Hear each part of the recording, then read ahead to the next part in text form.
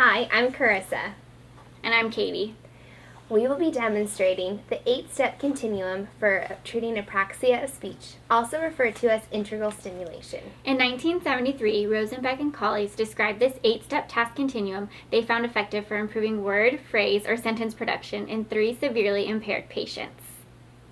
Integral stimulation emphasizes on task continua to ensure high levels of success, intensive and extensive drill, meaningful communication as soon as possible, and self-correction. As a clinician, you must select and order stimuli as a function of observed phonetic breakdowns.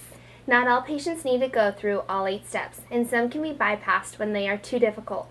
Strive to help a patient have a high level of success. Here's an example of going through the 8-step continuum. Step 1. Integral stimulation, in which the clinician presents a target stimulus that the patient then imitates while watching and listening to the clinician's simultaneous production. Okay, Katie, I want you to say coffee with me. Ready? Coffee. Great. And step 2 is the same as step 1, but the patient's response is delayed and the clinician mimes the response during the patient's response.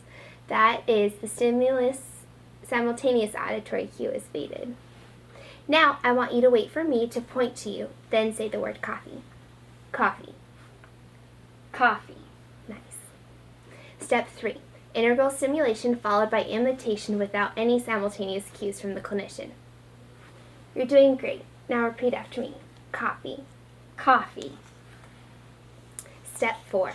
Integral stimulation with several successive productions without any intervening stimuli and without simultaneous cues. Now you'll say coffee 5 times in a row. Ready? Coffee, coffee, coffee, coffee, coffee. Great job.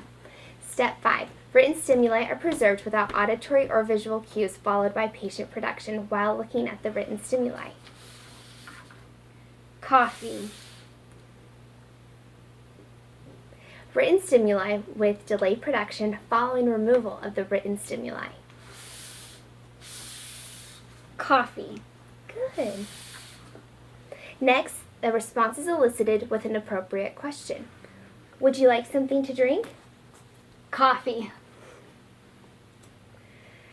Finally, the response is elicited in an appropriate role-playing situation. Man, that dinner was delicious. Guess it's time for dessert. Want anything to drink? Coffee. Now that your patients can go up and down through this continuum at any point in time wherever their errors are.